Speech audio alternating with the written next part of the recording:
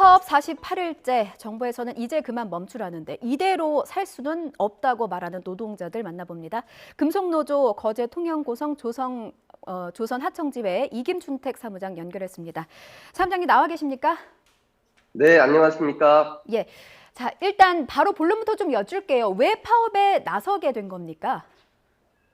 지난 5, 6년 동안 조선업이 많이 어렵다고 사실은 원청조선소에서 그 고통을 하청업체에 떠넘기고 그러다 보니까 하청업체는 그 고통을 또 하청노동자한테 떠넘겨서 예. 실질 임금이 30% 정도 하락하고 삭감됐습니다. 그래서 저희는 이 실질 임금은 이제 호황기가 돌아오는데 예. 다시 정상화 시켜달라고 요구했는데 아무런 대안도 없고 대답도 없어서 결국은 파업을 하게 되었습니다. 그렇군요. 그 파업이 지금 48일째인 거죠, 오늘로? 네, 오늘로 파업이 48일째고 일도크에서 끝장 농성을 시작한 지는 28일 됐습니다. 그 도크에서 점거 농성하는 거 말씀이신 건가요? 네네, 맞습니다. 도크가 뭔가요? 배를 만들기 위해서 예. 야드에서 만든 블럭을 가져와서 조립을 해서 배를 만드는 그 공간을 도크라고 이야기합니다. 상당히 위험해 보이는데 지금 뭐 20여일이 훌쩍 지났는데 내려오실 생각은 혹시 없으신 건가요? 저희는 이것이 마지막이다라는 생각으로 예. 지금 농성을 하고 있고요. 사실 파업에 들어갔는데 원청 대우조선이나 하청업체에서 대화를 통해서 이 문제를 해결하고 합의를 하려기보다는 예. 원청 관리자나 이런 사람들을 동원해서 사실은 폭력적으로 이 문제를 해결하려고 했습니다. 그래서 저희는 조합원들을 보호하고 또 같은 노동자들끼리 충돌하는 것을 피하기 위하다 보니까 어쩔 수 없이 일도크에서 끝장 농성을 하게 됐습니다. 폭력적으로 해결하려 했다라고 말씀하셨는데 구체적으로 어떻게 나온 겁니까? 저희 그 조합원들이 예. 이렇게 거점에서 농성하고 있는 곳에 와서 농성장을 부수고 조합원들을 끌어내고 이런 과정에서 다수 조합원이 부상을 하기도 했고요. 예. 저희가 아무래도 수적으로 열세다 보니까 이런 충돌이 계속 발생하면 조합원들을 보호하고 또 노동자들끼리의 하청 노동자들끼리의 충돌을 좀 막아야겠다는 생각으로 끝장 농성을 선택하게 됐습니다. 그러니까 대화 협상 테이블로 오기보다는 물리적인 힘이 먼저 왔다 이런 주장이신 거죠? 네, 그렇습니다.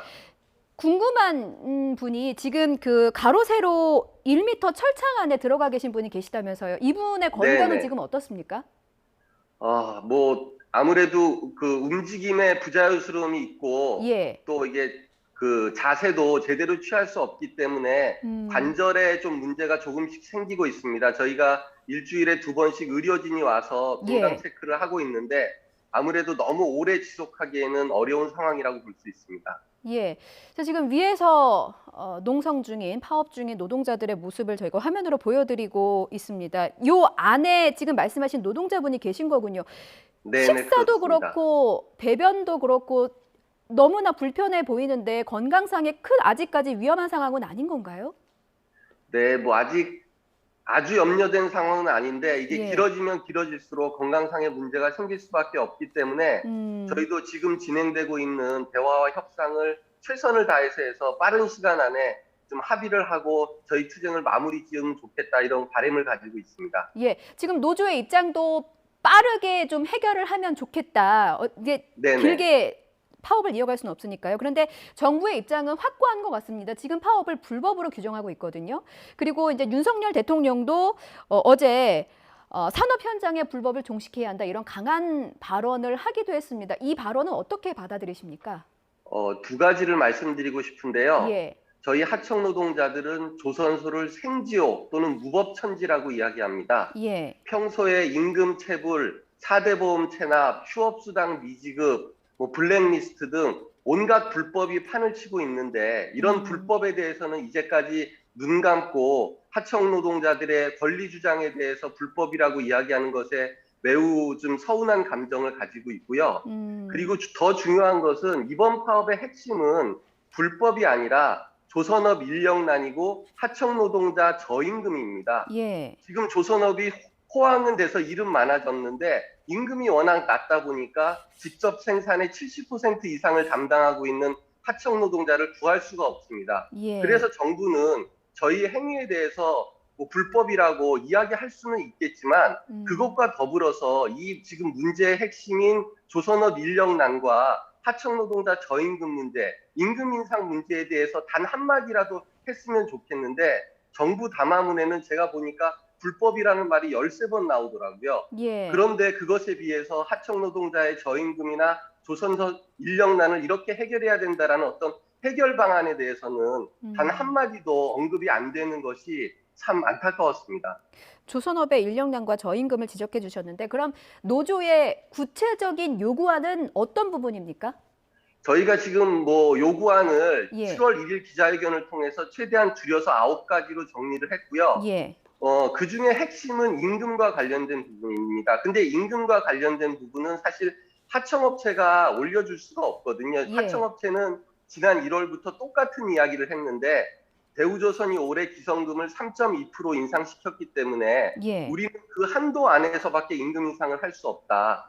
그래서 저희는 그것 가지고는 조선업 인력난을 해결할 수 없기 때문에 결국에는 산업은행과 대우조선해양이 하청노동자 임금 인상을 위한 어떤 방안을 마련해야 된다. 이렇게 주장하고 있고 예. 지금 대화하고 있는 것의 핵심도 결국은 대우조선과 산업은행이 하청노동자 임금 인상에 대한 어떤 방안을 마련하느냐 안 하느냐에 따라서 이 합의가 이 교섭이 잘 타결이 되느냐 안 되느냐가 판가름 난다라고 이렇게 볼 수 있습니다. 예, 어쨌든 임금과 얽혀 있는 문제이기 때문에 조금 더 세부적으로 질문을 드리면 임금 30% 인상, 상여금 300% 인상을 좀 주장하고 계세요. 근데 이 사실 뭐 30%, 300% 이런 수치가 일반적인 인상폭은 아닌 것 같습니다. 그래서 이 업계에서 기존과 비교해 이 수치가 어떻게 나온 건지, 얼마나 사정이 악화된 건지를 좀 자세히 설명해 주세요. 예, 지금 저희가 예를 들어서 예. 15년 된 취부하는 노동자가 예. 2005년에는 연간 소득이 한 5천만 원 정도 됐는데요. 예. 작년 연간 소득이 3,500만 원, 그것도 세전 소득이 그랬습니다.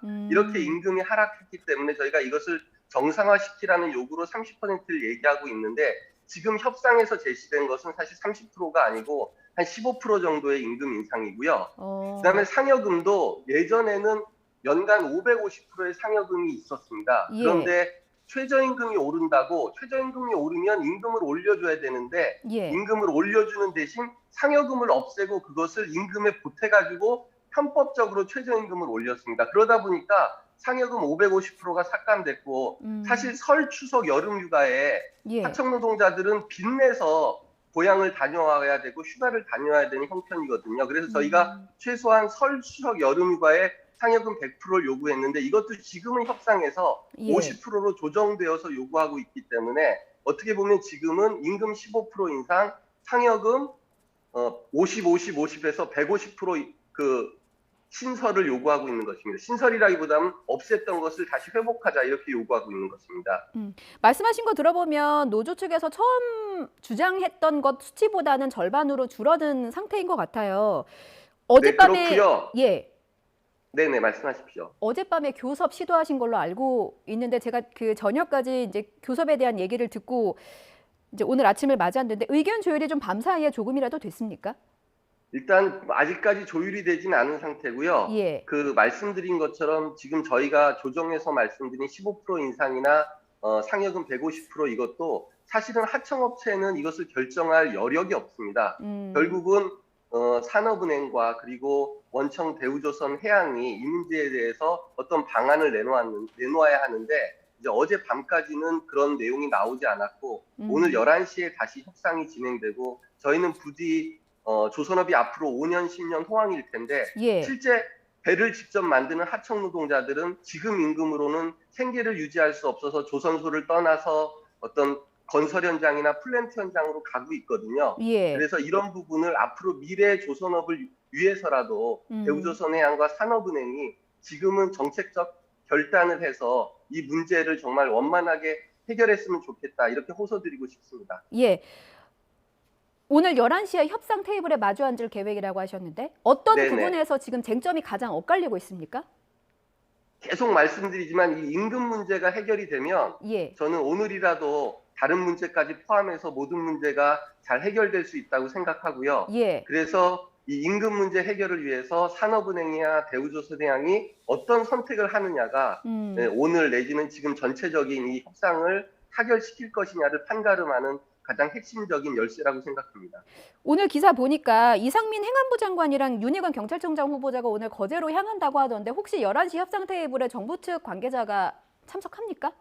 그렇지는 않고요. 저도 뭐 장관님이 오신다는 얘기를 들었는데 예, 뭐 노동부 장관이 오신다는 얘기도 들었고 행안부 장관이 오신다는 얘기도 들었는데 예. 누가 오시던 좀 저희 현장의 하청 노동자들의 목소리에도 좀 귀 기울여 주시고 왜 하청 노동자들이 이렇게밖에 지금 될 수 없었는지 좀 귀 기울여 주시고 정말 서로가 상생할 수 있는 그런 해법을 찾았으면 좋겠습니다. 노조 측으로 연락은 받은 거는 없다는 말씀이신 거죠? 네네, 저희가 연락받은 것은 없습니다.